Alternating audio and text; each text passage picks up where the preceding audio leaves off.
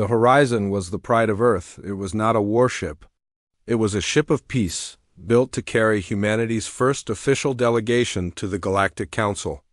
200 crew members lived aboard, including scientists, translators, doctors, and diplomats. They had trained for years for this mission. They believed they were about to change history. Captain Park Taiho stood on the bridge and watched the stars pass by. He was a tall man with gray hair and calm eyes. He had served in the Terran Navy for 30 years, but he had never fired a weapon in anger. He preferred talking to fighting. That was why they chose him for this mission. Lieutenant Kim Yuna sat at the communications console. She was young, only 28, but she was the best translator Earth had. She spoke 11 alien languages fluently. She had spent months studying Council customs and protocols. She wanted everything to be perfect. Dr. Cho Minho worked in the science lab, preparing his presentation on human culture. He was a xenobiologist, a man who studied alien life. But for this mission, his job was to help aliens understand humans. He had brought music, art, literature, and food samples. He wanted to show the galaxy that humans were more than just newcomers. The Horizon arrived at Station Prime after a journey of 3 weeks. Station Prime was enormous, larger than Earth's moon. It housed the Galactic Council, a coalition of 47 alien species that had kept peace for 10,000 years. Millions of beings lived there, from hundreds of different worlds. Captain Taiho felt nervous as they approached. Earth had only discovered faster-than-light travel 20 years ago. Compared to the Council species, humans were infants. But they had been invited to apply for membership. And Taiho was determined to make a good impression. The docking process took 6 hours. Council security scanned their ship repeatedly. They asked endless questions. They made the crew wait in uncomfortable holding areas. Taiho noticed that other ships docked in minutes. He said nothing. He smiled and cooperated. When they finally entered the Council chamber, Taiho understood why others called it the heart of the galaxy. The room was vast, with seats rising in circles around a central platform. Representatives from dozens of species filled the chamber. Some looked like insects. Others resembled plants or rocks or things Taiho could not describe. The air smelled strange, a mix of different atmospheres blended together. A tall being with silver skin approached them. This was Councillor Morath of the Valkyrie Dominion, one of the most powerful species in the Council. The Valkyrie looked almost human, except for their metallic skin and 4 arms. Morath smiled, but the smile did not reach his eyes. "Welcome, humans," Morath said. His voice was smooth like oil. "We are so pleased that you could join us. It is always interesting to meet primitive species." Lieutenant Yuna stiffened at the insult, but she translated the words neutrally. Captain Taiho kept his expression calm. "Thank you for receiving us," Taiho replied. "We are honored to be here and eager to learn from the Council's wisdom." The negotiations lasted for 5 days. Each day brought new insults. The Council members talked over the humans, interrupted them, and laughed at their proposals. They called Earth a death world because of its harsh conditions. They said humans were too violent, too emotional, too unpredictable for membership. Dr. Cho presented his cultural exhibition. A Valkyrie delegate knocked over the display of human art and called it primitive scribbling.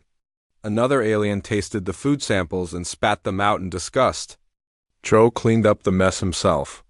He did not complain. On the 5th day, Councillor Morath made his move. He stood before the full council and gave a long speech about humanity's history of war. He showed images of human conflicts, of bombs and battles and suffering. He called humans violent insects who would bring chaos to the peaceful galaxy. Captain Taiho asked permission to respond. Morath granted it with a mocking wave of his 4 arms. Taiho spoke quietly but clearly. "Yes, humanity has known war. We do not hide from our history. But we have also known peace. We have built, created, loved, and sacrificed for each other. We come here not to conquer, but to cooperate. We ask only for a chance to prove ourselves." The chamber was silent for a moment. Then Morath laughed, and others laughed with him. "Pretty words," Morath said. But words are cheap. We will give you our answer soon. That night, the Horizon prepared to depart. The Council had rejected their membership application. They would return to Earth with nothing but insults and failure. But Taiho told his crew to keep their heads high. They had done their best. They had represented humanity with dignity. Lieutenant Yuna was running final system checks when she noticed something strange. A Valkyrie ship was approaching, running without identification signals. She reported it to the captain immediately. Taiho opened a channel to Station Prime Security. "This is the Terran vessel Horizon. We have an unidentified ship approaching our position. Please advise." There was no response. The Valkyrie ship fired. The first shot disabled the Horizon's engines. The second destroyed the communication array. The third hit the reactor core. Lieutenant Yuna managed to send one final transmission to Earth, just 3 words: "Valkyrie attacking us." Then the Horizon exploded. 200 humans died in an instant. Captain Park Taiho, who had never fired a weapon in anger.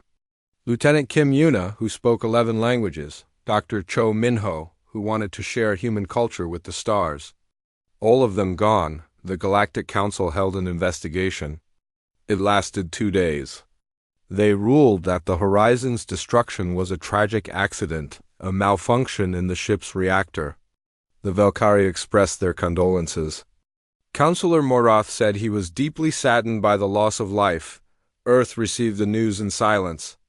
The government made no immediate statement.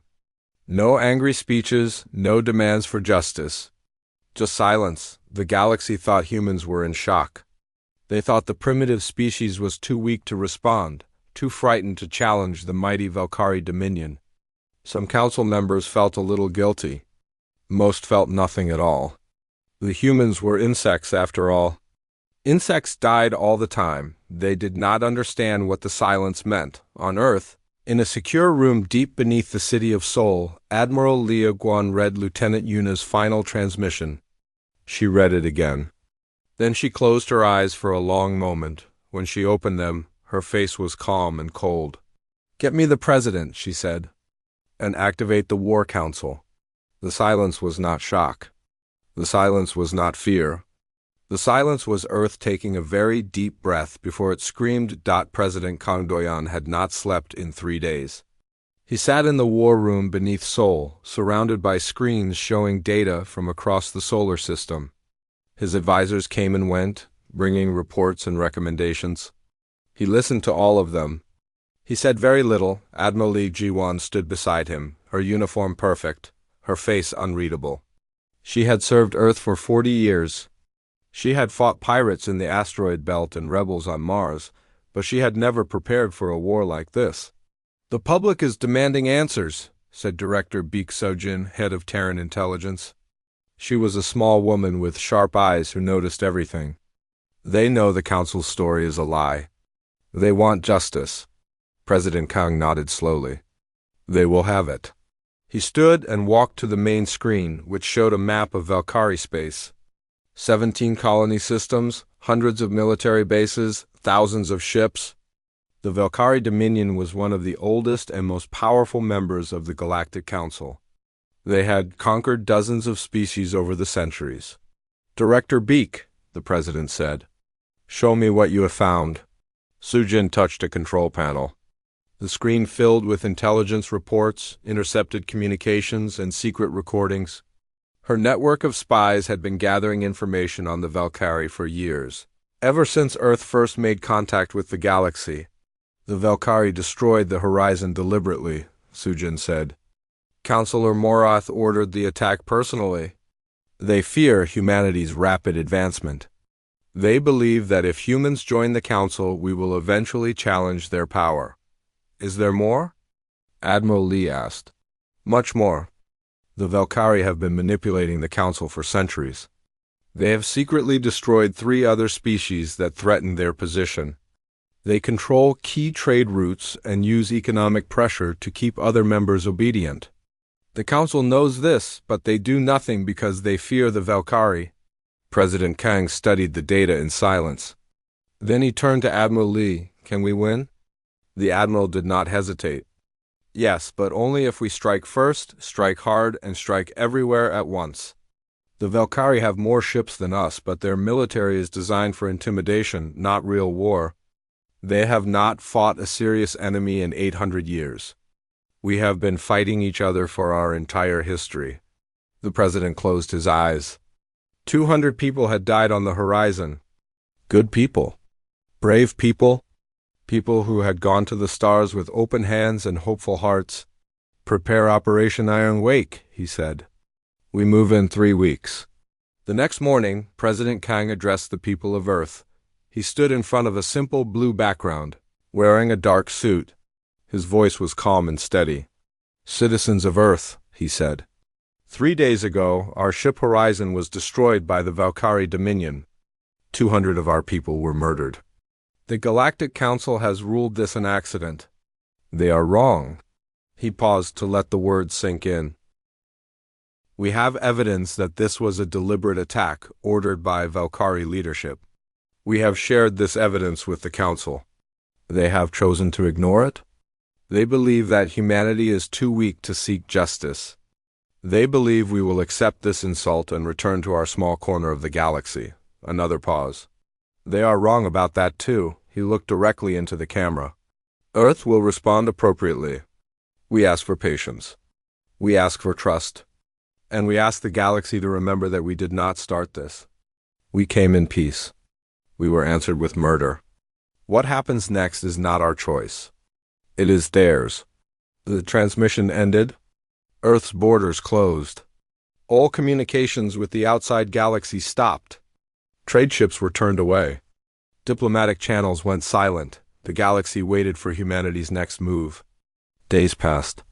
Then weeks. Nothing happened. On Station Prime, the council members began to relax. Counselor Morath told jokes about the cowardly humans hiding on their death world. Other species laughed nervously. They wanted to believe that the crisis was over, but some of the older council members were not laughing. Counselor Drevin, the eldest member of the council, watched the empty space where Earth's signals used to be.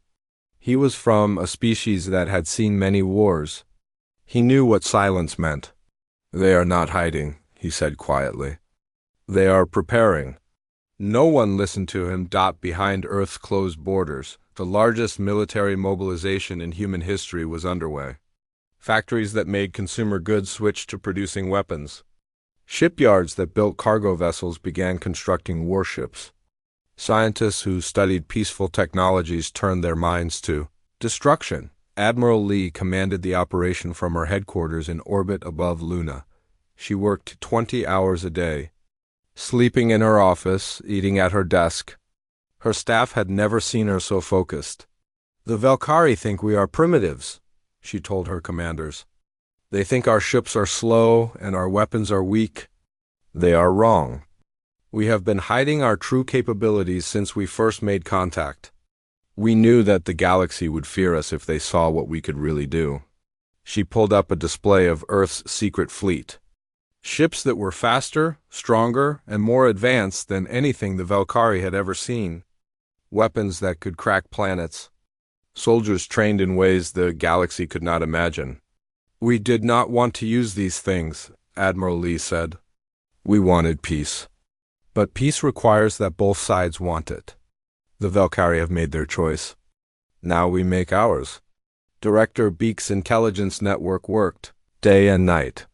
They mapped every Valkyrie military base, every supply route, every command center. They identified weaknesses in Valkyrie defenses. They found the locations of their leaders. We will hit them everywhere at once, Admiral Lee explained to President Kang. Every military target simultaneously.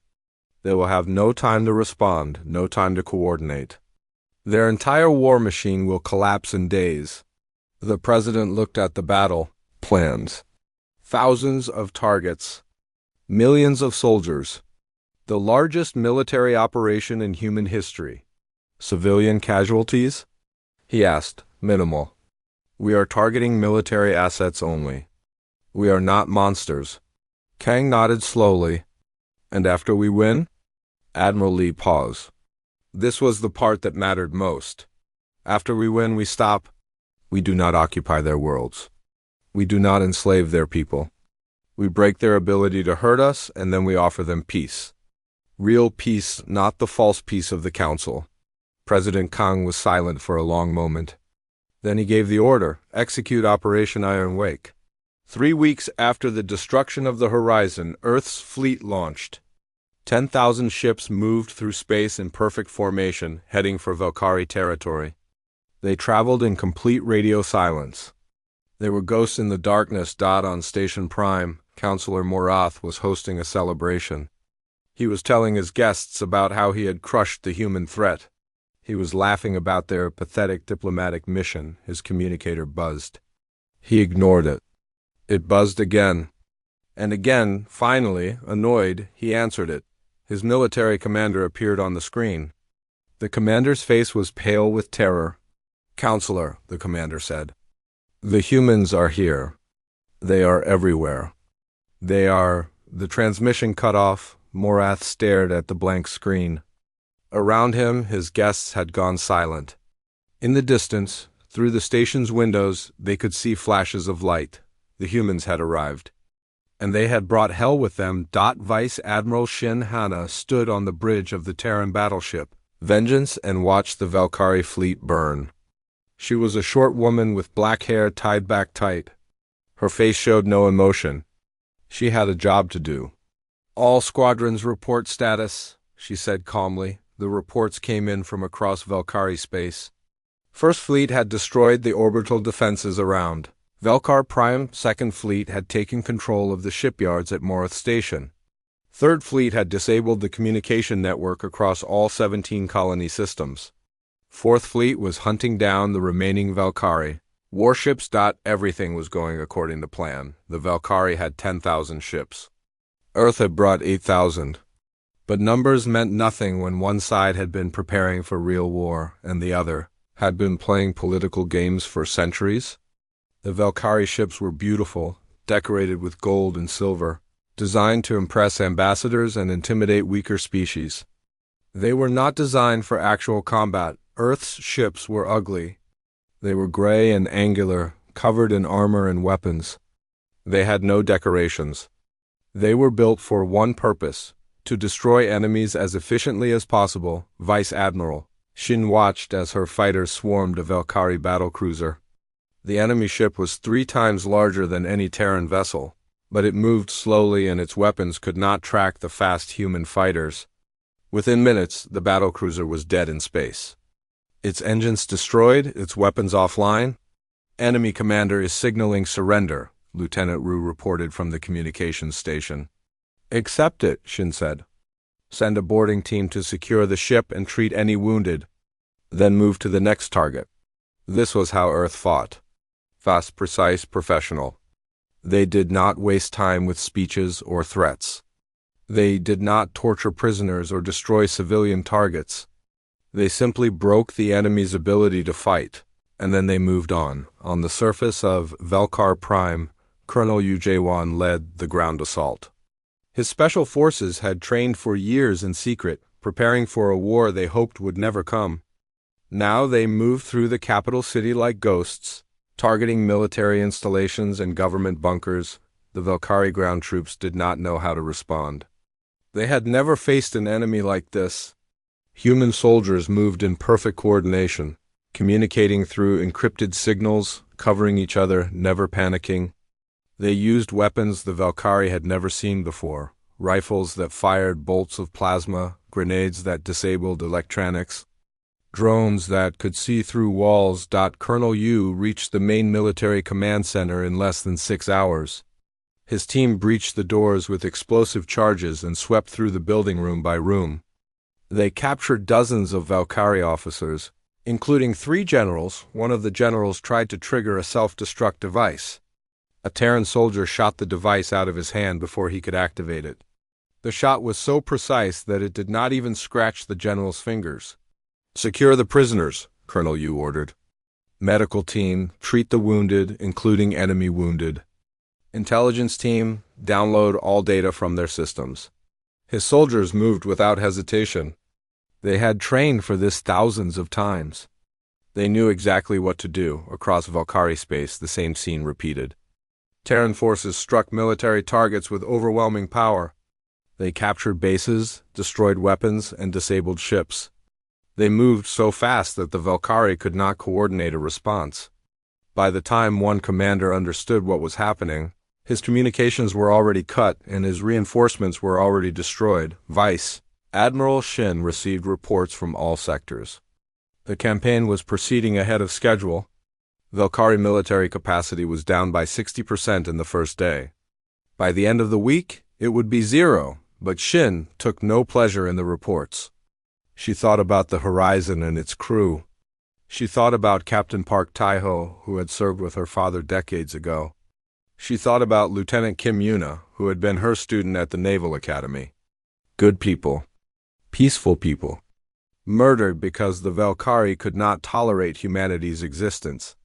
Admiral, Lieutenant Ru said, we are receiving a transmission from the Valkyrie High Minister. He wants to negotiate. Shin nodded. Put him through. High Minister Torvan appeared on the screen. He was an old Valkyrie with dull silver skin and tired eyes. He had ruled the Dominion for 200 years. He had crushed rebellions and conquered worlds. He had never known defeat. Now he knew it. Vice Admiral Shen, Torvan said. His voice was strained. This destruction must stop. We can discuss terms. We can find a peaceful solution. Shin looked at him without expression. High Minister, she said. 3 weeks ago, you destroyed our ship and murdered 200 of our people. Your council called it an accident. You offered us condolences. She paused. Did you think we would accept that? It was a mistake, Torvan said quickly. A rogue officer acting without authorization. We will punish those responsible. We will pay reparations. Just stop this attack.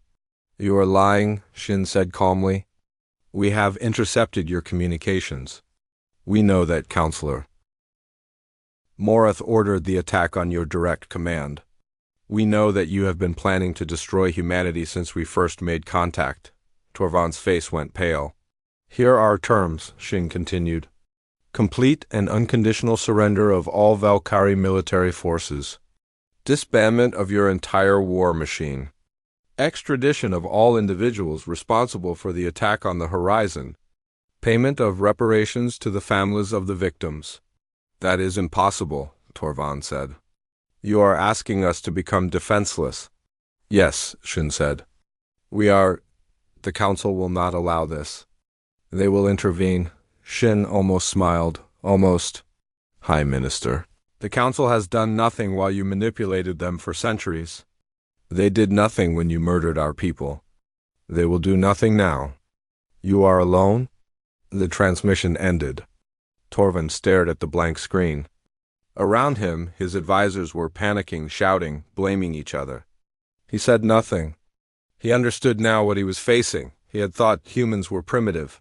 He had thought they were weak and emotional and easily frightened.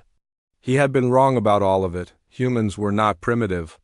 They had been hiding their true strength because they wanted peace. They were not weak. They were patient, disciplined, and absolutely ruthless when they needed to be. They were not emotional. They were cold. So very cold, and they were not frightened. They were furious. But their fury was not hot rage. It was ice. It was calculated. It was precise. That was the most terrifying thing of all. The war lasted 12 days. By the end, the Valkyrie Dominion had no military left. Their ships were captured or destroyed. Their bases were occupied. Their weapons were dismantled. They were exactly what Visadnal Shin had promised, defenseless, but the humans did not massacre civilians. They did not burn cities. They did not enslave the population. Instead, they established order. They provided medical care to wounded Valkyrie soldiers. They distributed food to areas where supply lines had been disrupted. They behaved like professionals doing an unpleasant job, not like conquerors enjoying their victory. A Valkyrie admiral named Korath surrendered his fleet on the 8th day. He expected to be executed or at least tortured for information. Instead, Terran medics treated a wound on his arm while a Terran officer politely asked him questions about fleet movements. "Why are you helping me?" Korath asked. "I am your enemy." The Terran officer, a young woman named Lieutenant Hong Jisu, looked at him with calm eyes. "You were our enemy," she said. "Now you are a prisoner of war. We treat prisoners according to our laws. When the war is over, you will be released." Korath did not understand. His people would never have done this. When the Valkyrie conquered an enemy, they crushed them completely.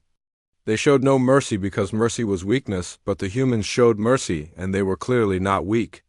So what did that make them? He did not know. And that frightened him more than anything. On the 14th day, Vice Admiral Shin transmitted a message to the entire galaxy. "This is Vice Admiral Shin Hanna of the United Terran Fleet. The Valkyrie Dominion attacked Earth without provocation and murdered 200 of our citizens. We have responded. All Valkyrie military assets have been neutralized. We have not targeted civilians. We have not occupied territory. We have not sought revenge, only justice. This matter is between Earth and the Valkyrie. We ask the Galactic Council not to interfere." She paused. "We also ask the Council to remember this. Earth came to you in peace. We were answered with murder. We did not want this war. But we finished it. Think carefully before you test us again." The transmission ended. The galaxy was silent. The humans had won. And the way they had won was more terrifying than anyone had imagined. The Galactic Council chamber had never been so quiet. Thousands of delegates sat in their seats, staring at the central platform where Ambassador Omaire stood alone. She was a small woman in her 60s, with gray hair and a calm face. She wore a simple black suit. She carried no weapons, no guards, no symbols of power. She did not need them. The Council had watched Earth's war against the Valkyrie with growing horror. They had seen human ships appear from nowhere and destroy fleets in hours. They had seen human soldiers capture planets in days. They had seen the mighty Valkyrie Dominion, one of the oldest powers in the galaxy, brought to its knees in less than 2 weeks. Now the humans wanted to talk. Councillor Drevin, the eldest member of the Council, opened the session. He was from a species called the Morath, ancient beings of living crystal who had seen empires rise and fall for 100,000 years. His voice was like wind chimes in a storm. "Ambassador O," he said, "the Council recognizes Earth's representative. You may speak." Omaire bowed slightly. "Thank you, Counselor. I am here to explain Earth's actions and to present evidence regarding the destruction of our vessel Horizon." She touched a control on her podium. Holographic displays appeared throughout the chamber, showing documents, recordings, and data. 3 weeks ago, the Valkyrie Dominion deliberately destroyed our diplomatic ship and murdered 200 of our people. This was not an accident. This was not a rogue officer. This was a planned assassination ordered by High Minister Torvan and executed by Councillor Morath. Murmurs spread through the chamber. Morath's seat was empty. He had been captured by Terran forces 5 days ago. "We have intercepted communications proving this," O continued. "We have testimony from Valkyrie officers. We have data from their own military systems. The evidence is beyond dispute." She let the delegates study the information. Then she continued, "But this is not the only crime.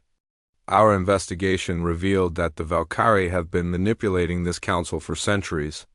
They have secretly destroyed 3 other species that threaten their power. They have used economic pressure to control trade routes. They have bribed, threatened, and assassinated to maintain their position." More murmurs. Some delegates looked shocked. Others looked guilty. They had known, or at least suspected. They had done nothing. "The Council knew this," O said quietly. "Many of you knew. You tolerated it because you feared the Valkyrie. You tolerated it because challenging them was dangerous. You tolerated it because it was easier to look away." Silence. No one argued. "No one could? We do not blame you," O said. "Fear is understandable. Self-preservation is natural, but Earth could not tolerate what the Valkyrie did. We could not allow the murder of our people to go unanswered. So we responded. A delegate from the Korathi Union stood up. His species resembled tall insects with clicking mandibles. You responded with war, he said angrily. You destroyed thousands of ships. You killed thousands of Valkyrie soldiers. You have destabilized the entire region. This was not justice. This was revenge, O looked at him calmly. Counselor, if we wanted revenge, the Valkyrie homeworld would be ash. Every city would be rubble. Every Valkyrie would be dead. We have the power to do that. We chose not to. The Korathi fell silent. We targeted military assets only, O continued. We disabled their ability to make war. We captured their leaders for trial. We did not harm civilians. We did not destroy infrastructure. We did not occupy territory. When the fighting stopped, we provided humanitarian aid. She looked around the chamber. Does this sound like revenge to you? Or does it sound like a measured response to an act of war? No one answered. Let me tell you what Earth believes, O said. Her voice was still calm, but there was steel beneath the calm. We believe that peace is precious and must be protected. We believe that justice matters and must be pursued. We believe that mercy is strength, not weakness. But we also believe that some crimes cannot be forgiven without consequence. Murder is one of those crimes. She stepped forward. The Valkyrie murdered our people. They expected no response because they thought we were weak. They were wrong. We are not weak. We simply prefer peace. Do not confuse preference with incapability. The chamber was absolutely silent. Even the environmental system seemed to have stopped humming. Earth has 3 demands, O said. First, the complete and permanent disbandment of the Valkyrie military. They have proven they cannot be trusted with weapons. Second, reparations paid to the families of the Horizon victims. Third, the extradition of all individuals responsible for the attack to face trial under Terran law. Counselor Drevin leaned forward. And if the Council refuses these demands? O looked at him with calm eyes. Then Earth will enforce them alone. We would prefer the Council's support. But we do not require it. Another delegate spoke up, a being of flowing water held in a containment suit. What happens to the Valkyrie people? You have left them defenseless. Will you conquer them? Rule them? No, O said. We will help them rebuild. We have already sent humanitarian missions to Valkyrie worlds. We are providing food, medicine, and engineering support. When their society is stable, we will leave. The water being rippled with confusion. You are helping the people who murdered your citizens? We are helping civilians who did not make the decision to attack us. Punishing innocents for the crimes of their leaders is not justice. It is cruelty. Earth does not practice cruelty. A long silence followed. Finally, Counselor Drevin spoke. Ambassador, I have watched civilizations for 100,000 years. I have seen conquerors and liberators, tyrants and saints. I have never seen anything like humanity. Waited. You terrify me, Drevin said. Not because of your weapons. Other species have weapons. Not because of your tactics. Other species have fought wars. You terrify me because I cannot predict you. He leaned back in his crystalline seat. You came to us with open hands asking for peace. We mocked you and rejected you. One of our members murdered your people. You responded with overwhelming force, crushing a power that has dominated this council for millennia.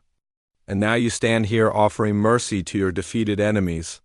He shook his head slowly. War I understand. Conquest I understand.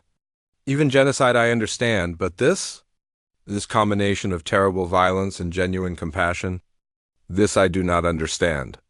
Nodded slowly. Perhaps that is because you have not met humans before, Counselor. We are complicated. We contain contradictions. We can be cruel and we can be kind, and sometimes in the same moment.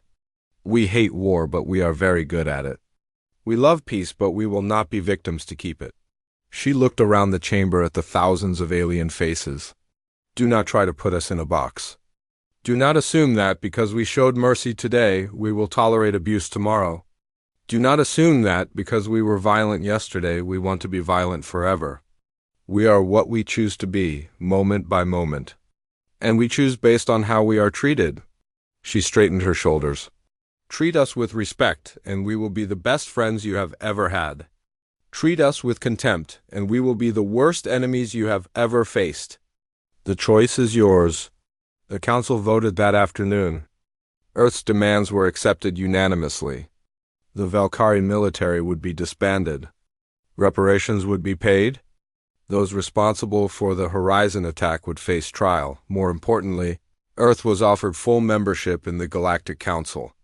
The vote was unanimous. As O left the chamber, Councillor Drevin approached her. Ambassador, he said. May I ask you something? Of course, Councillor. What would have happened if the Council had refused your demands? O looked at him with calm eyes that revealed nothing. You accepted them, she said. So we will never know. She walked away, leaving the ancient being staring after her. He had seen empires rise and fall for 100,000 years. He had seen species born and species die. He had seen wonders and horrors beyond imagination, but he had never been so unsure of what would happen next. The humans were in the galaxy now. Everything was going to change. 6 months had passed since the war. The galaxy was slowly adjusting to its new reality. On Velkar Prime, the capital city was being rebuilt. The fighting had damaged many buildings, and the collapsed economy had made recovery difficult. But there was help. Strange help. Unexpected help. Human help. Sareth stood at the window of her apartment and watched the Terran engineers working in the street below. They were installing a new water purification system, one that would provide clean water to the entire district. They worked quickly and efficiently, talking and laughing among themselves. She hated them. Her brother Korvax had served in the Valkyrie fleet. He had died on the 3rd day of the war when human fighters destroyed his ship. He was 22 years old. He had wanted to be an artist, but their father had pushed him into military service. Now he was gone, and these humans were in her city, smiling and building things as if they had not killed him. Sareth worked at the local distribution center, handing out food supplies to families who could not afford to buy their own. The humans had set up the center. They had provided the food. She took their supplies and she gave them to her people, and she hated every moment of it. A human woman worked at the center too.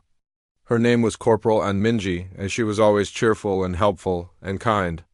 She learned to speak basic Valkyrie within a few weeks. She remembered the names of every family that came for supplies. She played with the children and helped the elderly carry their packages. Sareth wanted to hate her most of all. But it was difficult. You seem tired today, Minji said one morning. Is everything okay? Sareth did not look at her. I am fine. If you need to talk, I am here. We are colleagues now, right? We are not colleagues, Sareth said coldly. You are an occupier. I am a conquered subject. Minji's smile faded. She looked sad but not angry. I am sorry you feel that way, she said quietly. I know this is hard. I know you lost people in the war. So did we? My cousin was on the horizon. Sareth finally looked at her. She had not known that. I am not here because I hate Valkyrie, Minji continued. I am here because the war is over and people need help. That is all. When your world is stable again, I will go home. Until then, I am going to do my job. She went back to work. Sareth watched her for a long moment. Then she went back to work. 2 days passed. Weeks passed. Sareth watched the humans carefully, waiting for them to reveal their true nature, waiting for them to start taking things, hurting people, acting like conquerors. They did not. They built schools. They built hospitals. They repaired power stations and communication networks. They trained Valkyrie workers to maintain the new systems. They asked permission before entering homes and apologized when they made mistakes. One day, Sareth saw a Terran soldier sitting alone in a park. He was a young man with a sad face. He was looking at a small photograph. She did not know why, but she walked over to him. Who is in the picture? She asked. The soldier looked up. He seemed surprised that she was talking to him. My friend, he said. Private Kwan Dae-yun. He died in the war. Sareth sat down on the bench beside him. She did not know why she did that either. How did he die? Valkyrie ground troops. We were securing a military base. They were waiting for us. He put the photograph away. He was 20 years old. He wanted to be a teacher.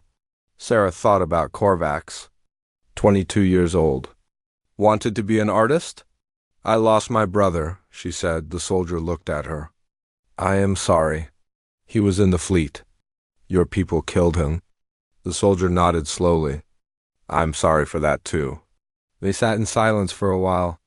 Two people from enemy species, both grieving, both lost. Why are you helping us? Sareth finally asked. We murdered your people. We started this. Why do you not hate us? The soldier thought about it. Some of us do hate you, he said honestly. But hate does not rebuild cities. It does not feed children. It does not make things better. He looked at her. The war is over. You are not our enemy anymore. You are just people who need help. So we help. That is strange, Sareth said. Yes, the soldier agreed. Humans are strange. That night, Sareth could not sleep. She kept thinking about what the soldier had said. She kept thinking about Corporal Minji and her cousin on the horizon. She kept thinking about the humans building schools and hospitals while Valkyrie civilians threw rocks at them and called them murderers. She thought about what her people would have done if they had won the war. They would have burned Earth to ashes. They would have enslaved the survivors. They would have erased humanity from history. The humans had won. And they were building schools. She did not understand them. But maybe she thought she was beginning to respect them on Station Prime. Ambassador O'Mire attended her first official council session as a full member. Earth's flag hung alongside the flags of 47 other species. It was a small flag, and Earth was still a small power. But no one in the chamber treated them as insignificant anymore. We have a new proposal, Ambassador O announced. Earth wishes to fund a joint exploration mission to the Outer Rim. We are looking for partners who share our curiosity about what lies beyond known space. Several species expressed interest. Even some who had mocked humanity 6 months ago were now eager to work with them. Funny how victory changed things. After the session, Counselor Drevin approached her. Ambassador, he said, I have been thinking about our last conversation, about how I cannot predict your species. Yes, Counselor? I have decided that this is not a bad thing. Predictable species become stagnant. They stop growing. Perhaps humanity's unpredictability is exactly what this galaxy needs. O smiled slightly. That is very kind, Counselor. It is not kindness. It is observation. He paused. I look forward to seeing what you do next. Above Earth, a new ship was being prepared for launch. It was called the Horizon 2, named in honor of the vessel that had been destroyed. The crew was made up of volunteers, people who wanted to continue the mission that Captain Tejo had started. Captain No Yunji stood on the bridge and reviewed her crew roster. She was a veteran of the war, but she had requested this assignment because she believed in exploration more than combat. She wanted to meet new species and see new worlds. She wanted to prove that humanity was more than just warriors. Her chief science officer was Dr. Cho Saren, daughter of Dr. Cho Minho, who had died on the original Horizon.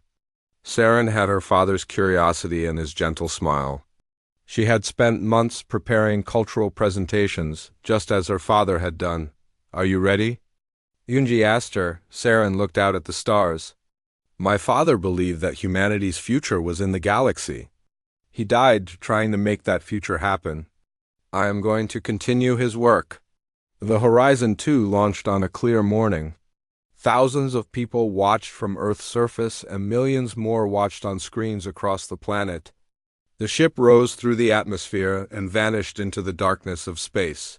Heading for the unknown on Velkar Prime, Sareth watched the broadcast in the distribution center. Corporal Minji stood beside her. Where are they going? Sareth asked. Deep space exploration. Looking for new worlds, new species. Learning new things? Sareth watched the ship disappear. She thought about the humans she had met over the past months. The soldier in the park. The engineers in the street. Corporal Minji with her cheerful smile and her dead cousin. They were so strange. So contradictory. They could destroy a military in 2 weeks and then spend 6 months building schools for the children of their enemies. They could grieve for their dead and still help the people who had killed them. They could be absolutely terrifying and absolutely kind, sometimes in the same moment. She did not understand them. Maybe she never would, but she was beginning to think that was okay. Minji, she said quietly, thank you for helping my people. Minji looked at her in surprise. Then she smiled. You're welcome, Sareth. On the screen, the horizon too grew smaller and smaller until it was just a point of light among the stars. Sareth whispered something under her breath. It was an old Valkyrie blessing, a wish for safe travels and good fortune. She had never thought she would offer it to humans. But the galaxy was changing. Maybe she could change too. The horizon too flew on into the darkness, carrying humanity's hope and curiosity to the edges of known space. Behind them, Earth watched and waited, proud and strong and ready for whatever came next. The galaxy had called humanity brutal. They had not understood. Humanity was not brutal. They were final. When they made war, they ended it. When they made peace, they meant it. When they offered help, they gave it. When they made a friend, they kept them. When they lost someone, they remembered them forever. That was what made them terrifying. That was what made them wonderful. That was what made them human. And the galaxy would never be the same.